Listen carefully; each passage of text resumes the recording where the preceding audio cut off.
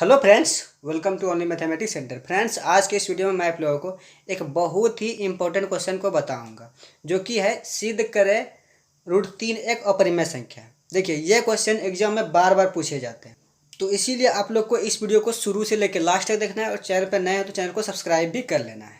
तो देखिए, क्वेश्चन क्या है, सिद्ध करें कि √3 एक अपरिमेय संख्या। ठीक है, तो देखिए, अगर आप इस क्वेश्चन को सिद्ध करने के लिए जान जाते हैं तो इससे रिलेटेड जितने भी क्वेश्चन हैं वो आप इजीली कर सकते हैं। तो इसीलिए इस वीडियो को शुरू से लेकर लास्ट तक देखना है। तो चलो अब वीडियो को स्टार्ट करते हैं। तो देखिए, सिद्ध करने से पहले हम लोग क्या करेंगे, हल लिख लेंगे। हल या प्रूफ जो को वो लिख लेंगे। ठीक है, तो देखिए यहाँ क्या है कि अपरिमेय दिखाना है। तो एक बात ये जान लो कि किसी भी संख्या को हम लोग अपरिमेय संख्या दिखा ही नहीं सकते हैं। ये पहला बात है।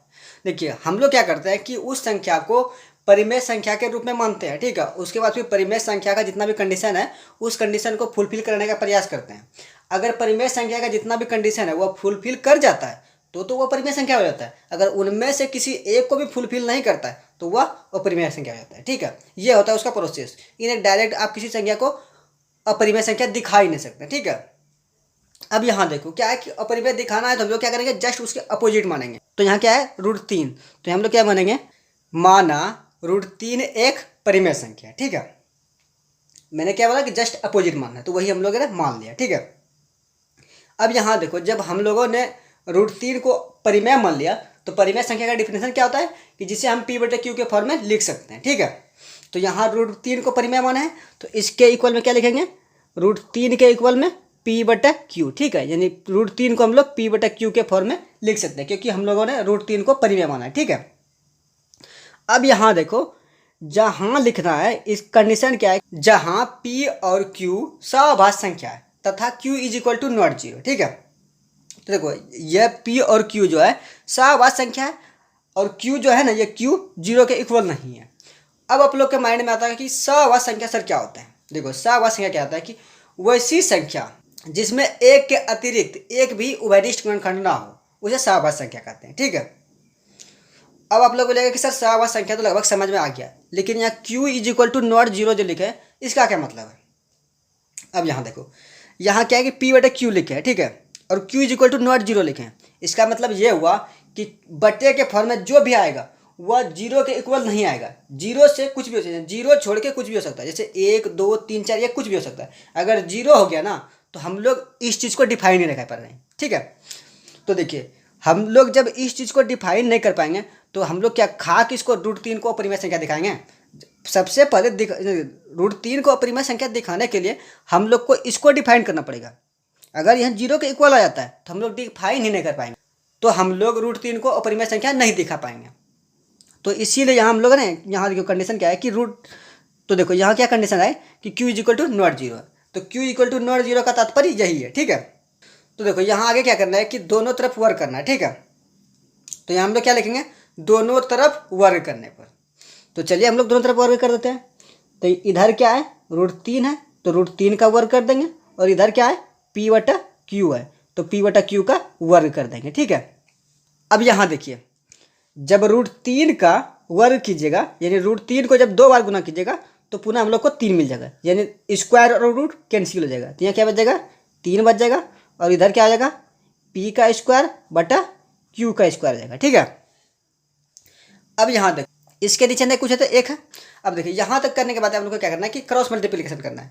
कहने का मतलब इसका गुना इसके साथ और इसका गुना इसके साथ। ठीक है, तो देखिए, जब क्रॉस मल्टीप्लिकेशन कीजिएगा तो यहाँ क्या आ जाएगा, P² आ जाएगा अब बराबर 3Q² आ जाएगा।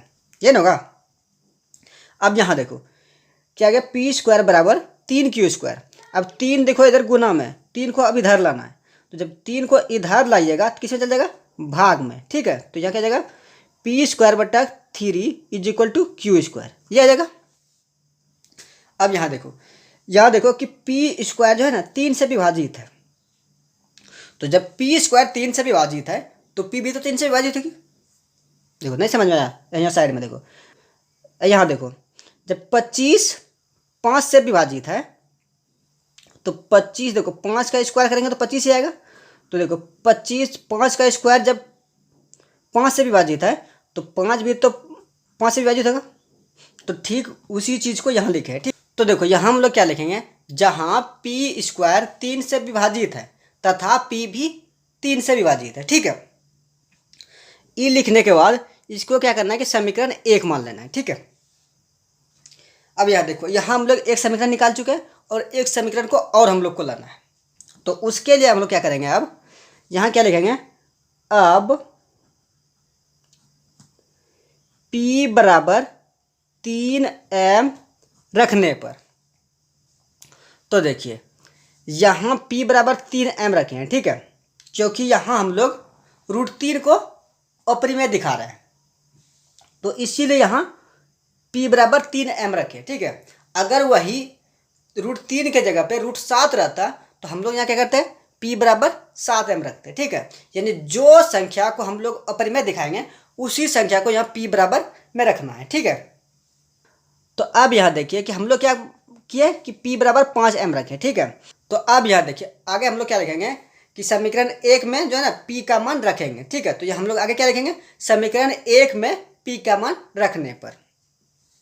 तो देखिए समीकरण 1 हम लोग के पास में क्या है, P स्क्वायर बटा 3 बराबर Q स्क्वायर, यही ना समीकरण 1।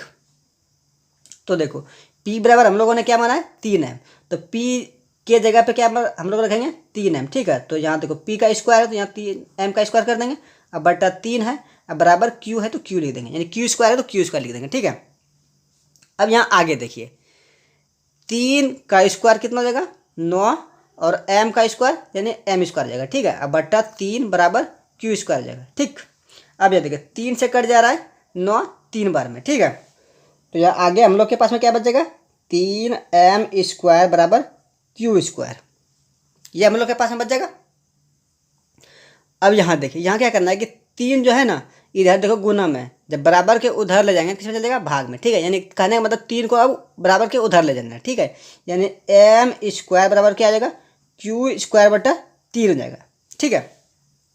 अब यहाँ देखो ठीक उसी तरह यहाँ देखो क्या करें, 3 जो है ना यानी Q स्क्वायर 3 से विभाजित है, तो ठीक उसी तरह Q भी 3 से विभाजित होगी, ठीक है। तो यहाँ हम लोग क्या लिखेंगे साइड में, जहाँ Q स्क्वायर 3 से विभाजित है तथा Q भी 3 से विभाजित है, ठीक है। ये हम लोग साइड में लिख देंगे, ठीक है। और इसको क्या करेंगे, समीकरण 2 मान लेंगे। अब यहाँ देखिए आगे हम लोग क्या लिखेंगे, समीकरण 1 तथा 2 से स्पष्ट होता है कि √3 एक अपरिमेय संख्या है, ठीक है। अब यहाँ देखिए यहाँ आप लोग को इस लाइन में थोड़ा बहुत दिक्कत हो सकता है और वह स्वाभाविक भी है, क्योंकि मैंने इस चीज़ को डायरेक्ट लिख दिया। अब डायरेक्ट क्यों लिखे, अब ये देखिए मैंने क्या बोला था कि जहाँ P और Q सवाभाज्य संख्या है, P और Q सवाभाज्य संख्या, और सवाभाज्य संख्या मैंने क्या बताया था कि जो यानी सवाभाज्य संख्या वैसी संख्या जिसमें एक के अतिरिक्त एक भी वैदिष्ट गुणनखंड ना हो।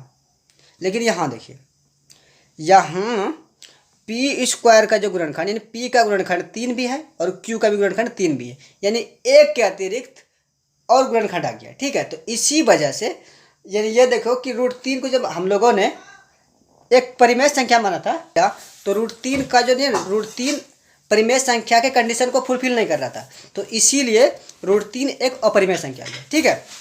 तो आई होप आप लोग को ये चीज़ समझ में आ गया होगा। तो चलिए अगर ये वीडियो आपको पसंद आया हो तो इस वीडियो को लाइक करें और साथ में ऐसे ही वीडियो पाने के लिए चैनल को सब्सक्राइब भी कर लें।